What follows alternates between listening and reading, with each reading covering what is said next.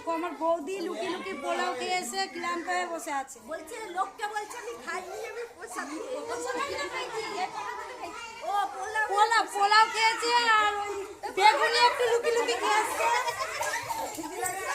এই দেখো আর বলছে ওই মেজদি সব কাজ করে, আমি কিছু কাজ করি না।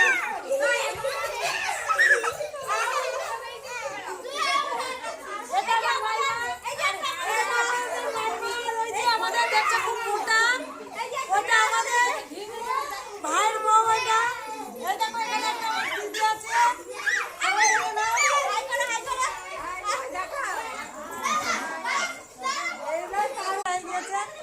এই যে নাকে আছে কত মোটা হয়ে গেছে দেখেছো।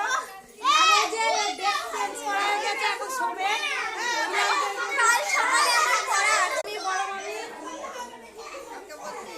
মাসি দেখেছো, আমার মাসি সকাল থেকে না খেয়ে আছে, এখানে বসে আছে আর কে কি করছে তাই দেখছে। এখনো ঠাকুর যায়নি, জানি না রাতে নিয়ে যাবে কিনা, না সকালে ভাসাবে তাও জানি না।